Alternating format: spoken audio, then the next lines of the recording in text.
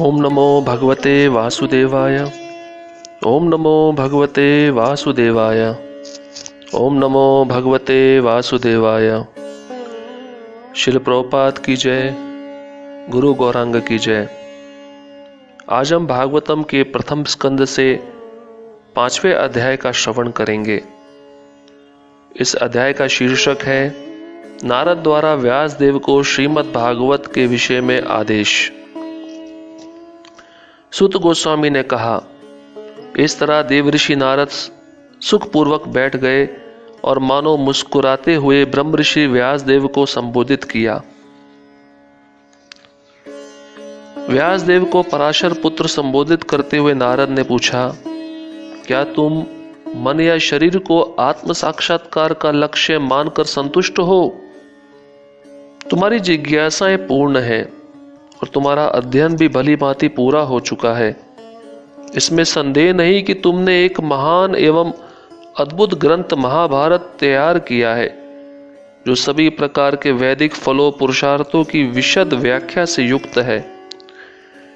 तुमने निराकार ब्रह्म विषयक एवं उससे प्राप्त होने वाले ज्ञान को भली भांति लिपिबद्ध किया है। तो इतना सब होते हुए, हे मेरे प्रभु, अपने को व्यर्थ समझकर हताश होने की क्या बात है? श्री व्यासदेव ने कहा, आपने मेरे विषय में जो कुछ कहा वह सब सही है। इन सब के बावजूद मैं संतुष्ट नहीं हूं। अतएव मैं आपसे अपने असंतोष के मूल कारण के विषय में पूछ रहा हूं, क्योंकि आप स्वयं भू बिना भौतिक माता पिता के उत्पन्न ब्रह्मा की संतान होने के कारण अगाध ज्ञान से युक्त व्यक्ति हैं।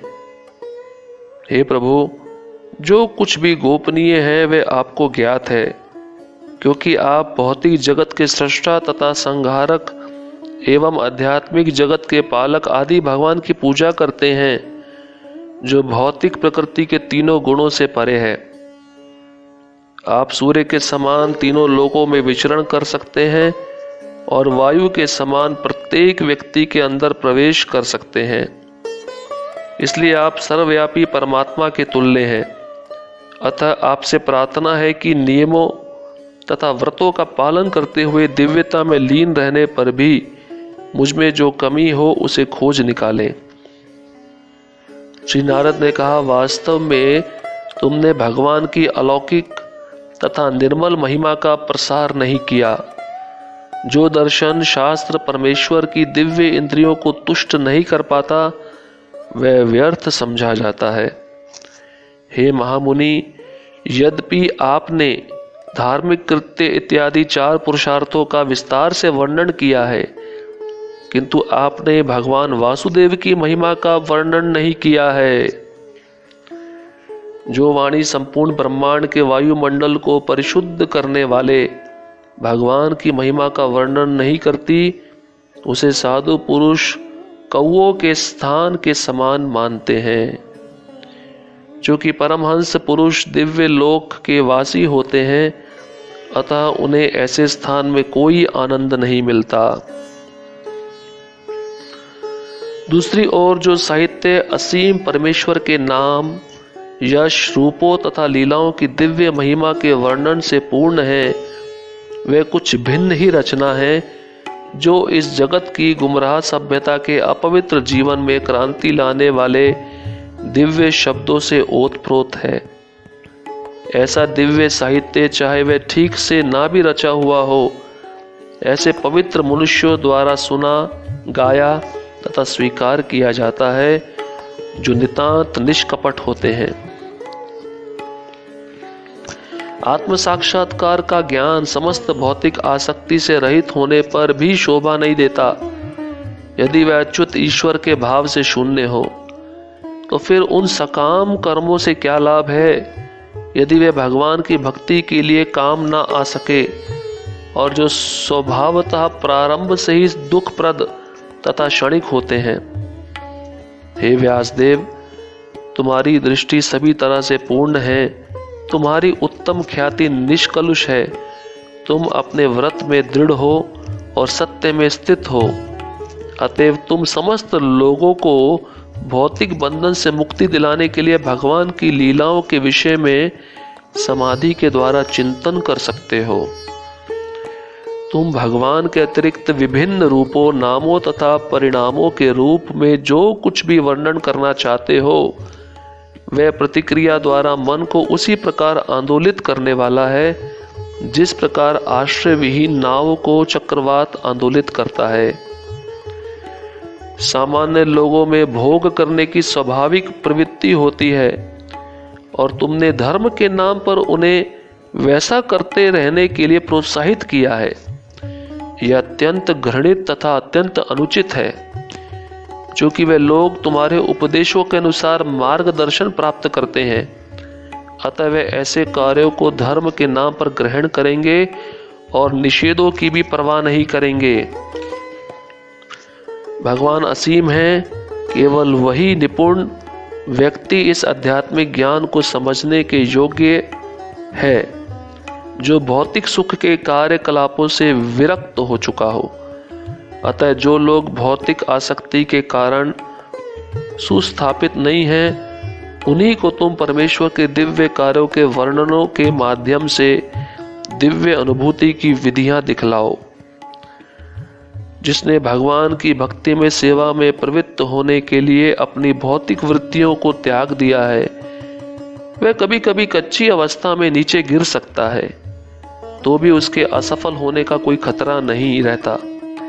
इसके विपरीत अभक्त चाहे अपनी वृत्तियों कर्तव्यों में पूर्ण रूप से रत क्यों ना हो, उसे कुछ भी लाभ नहीं होता। जो व्यक्ति वास्तव में बुद्धिमान तथा तत्व ज्ञान में रुचि रखने वाले हैं, उन्हें चाहिए कि वह उस सार्थक अंत के लिए ही प्रयत्न करें जो उच्चतम लोक से लेकर निम्नतम लोक तक विचरण करने से भी प्राप्य नहीं है। जहाँ तक इंद्रिय भोग से प्राप्त होने वाले सुख की बात है, यह तो काल क्रम से स्वतः प्राप्त होता है। जिस प्रकार हमारे ना चाहने पर भी हमें दुख मिलते रहते हैं। हे प्रिय व्यास, यद्यपि भगवान कृष्ण का भक्त भी कभी कभी किसी न किसी कारण से नीचे गिर जाता है, लेकिन उसे दूसरों सकाम कर्मियों आदि की तरह भव चक्र में नहीं आना पड़ता, क्योंकि जिस व्यक्ति ने भगवान श्री कृष्ण के चरण कमलों का आस्वादन एक बार किया है, वह उस आनंद को पुनः पुनः स्मरण करने के अतिरिक्त और कुछ नहीं कर सकता। पूर्ण पुरुषोत्तम भगवान स्वयं विश्व स्वरूप हैं, तथापि उससे निर्लिप्त भी हैं। उन्हीं से यह दृश्य जगत उत्पन्न हुआ है, उन्हीं पर टिका है और संहार के बाद उन्हीं में प्रवेश करता है। तुम इस सब के विषय में जानते हो, मैंने तो केवल सारांश भर प्रस्तुत किया है। तुम में पूर्ण दृष्टि है, तुम पूर्ण पुरुषोत्तम भगवान को जान सकते हो, क्योंकि तुम भगवान के अंश के रूप में विद्यमान हो। यद्यपि तुम अजन्मा हो, लेकिन समस्त लोगों के कल्याण हेतु इस पृथ्वी पर प्रकट हुए हो। अतः भगवान श्री कृष्ण की लीलाओं का अधिक विस्तार से वर्णन करो। विद्वान मंडली ने यह स्पष्ट निष्कर्ष निकाला है कि तपस्या, वेदाध्ययन, यज्ञ, दान तथा स्तुति जप का अचूक प्रयोजन उत्तम श्लोक भगवान श्री कृष्ण की दिव्य लीलाओं के वर्णन में जाकर समाप्त होता है। हे मुनि, पिछले कल्प में मैं किसी दासी के पुत्र रूप में उत्पन्न हुआ, जो वेदांत सिद्धांतों के अनुयायी ब्राह्मणों की सेवा करती थी।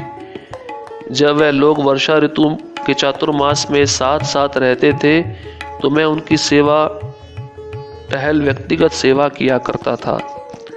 यद्यपि वे स्वभाव से निष्पक्ष थे, किंतु उन वेदांत के अनुयायियों ने मुझ पर अहेतु की कृपा की।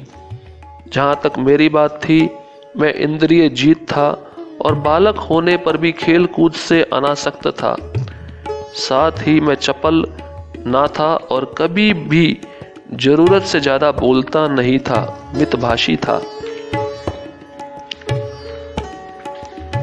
उनकी अनुमति से मैं केवल एक बार उनकी जूठन खाता था और ऐसा करने से मेरे सारे पाप तुरंत ही नष्ट हो गए।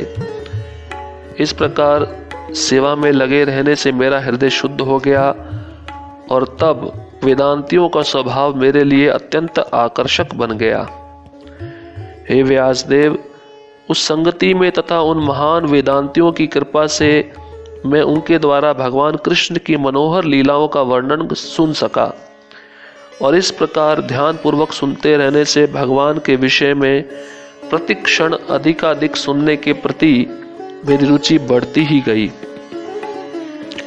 हे महामुनि, ज्यों ही मुझे भगवान का आस्वाद प्राप्त हुआ त्यों ही मेरा ध्यान भगवान का श्रवण करने के प्रति अटल हो गया और ज्यों ही मेरी रुचि विकसित हो गई त्यों ही मुझे अनुभव हुआ कि मैंने अज्ञानतावश ही स्थूल तथा सूक्ष्म आवरणों को स्वीकार किया है, क्योंकि भगवान तथा मैं दोनों ही दिव्य हैं। इस प्रकार वर्षा तथा शरद दोनों ऋतुओं में मुझे इन महामुनियों से भगवान हरि की धवल कीर्ति का निरंतर कीर्तन सुनते रहने का सुअवसर प्राप्त हुआ। जो ही मेरी भक्ति का प्रवाह होने लगा कि रजोगुण तथा तमोगुण के सारे आवरण विलुप्त हो गए। मैं उन मुनियों के प्रति अत्यधिक आसक्त था। मेरा आचरण विनम्र था और उनकी सेवा के कारण मेरे सारे पाप विनष्ट हो चुके थे। मेरे हृदय में उनके प्रति प्रबल श्रद्धा थी। मैंने इंद्रियों को वश में कर लिया था और मैं तन तथा मन से उनका दृढ़ता से अनुगमन करता रहा था। दीन जनों पर अत्यंत दयालु उन भक्ति वेदांतों ने जाते समय मुझे उस गुह्यतम विषय का उपदेश, जिसका उपदेश स्वयं भगवान देते हैं, उस गुह्य ज्ञान से मैं संपूर्ण पदार्थों के सृष्टा, पालक तथा संहार करता भगवान श्री कृष्ण की शक्ति के प्रभाव को ठीक ठीक समझ सका। उसे जान लेने पर कोई भी मनुष्य उनके पास लौटकर उनसे साक्षात भेंट कर सकता है। हे ब्राह्मण व्यासदेव, विद्वानों द्वारा यह निश्चित हुआ है कि समस्त कष्टों तथा दुखों के उपचार का सर्वोत्तम उपाय यह है कि अपने सारे कर्मों को भगवान श्री कृष्ण की सेवा में समर्पित कर दिया जाए। हे श्रेष्ठ पुरुष, क्या भेषज विज्ञान की विधि से प्रयुक्त की गई कोई वस्तु उस रोग को ठीक नहीं कर देती जिससे ही वह रोग उत्पन्न हुआ हो। इस प्रकार जब मनुष्य के सारे कार्यकलाप भगवान की सेवा में समर्पित होते हैं तो वही सारे कर्म जो उसके शाश्वत बंधन के कारण होते हैं, कर्म रूपी वृक्ष के विनाशकर्ता बन जाते हैं। इस जीवन में भगवान की तुष्टि के लिए जो भी कार्य किया जाता है उसे भक्ति योग अथवा भगवान के प्रति दिव्य प्रेमा भक्ति कहते हैं, और जिसे ज्ञान कहते हैं वह तो सहगामी कारक बन जाता है। पूर्ण पुरुषोत्तम भगवान श्री कृष्ण के आदेशानुसार कर्म करते हुए मनुष्य निरंतर उनके नामों का तथा उनके गुणों का स्मरण करता है। आइए हम सब वासुदेव तथा उनके पूर्ण अंश प्रद्युम्न, अनिरुद्ध तथा संकर्षण सहित उनकी महिमा का कीर्तन करें। इस प्रकार वास्तविक दृष्टा वही है जो दिव्य मंत्र मूर्ति श्री भगवान विष्णु की पूजा करता है, जिनका कोई भौतिक रूप नहीं होता। हे ब्राह्मण, इस प्रकार सर्वप्रथम भगवान कृष्ण ने मुझे वेदों के गुह्यतम अंशों में निहित भगवान के दिव्य ज्ञान का, फिर आध्यात्मिक ऐश्वर्य का और तब अपनी घनिष्ठ प्रेममयी सेवा का वर दिया।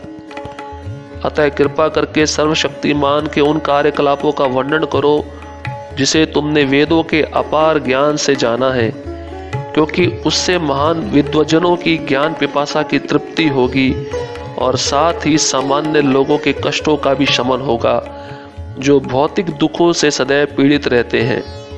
निस्संदेह इन कष्टों से उबरने का कोई अन्य साधन नहीं है। इस प्रकार श्रीमद् भागवतम के प्रथम स्कंद के अंतर्गत 5वां अध्याय पूर्ण हुआ।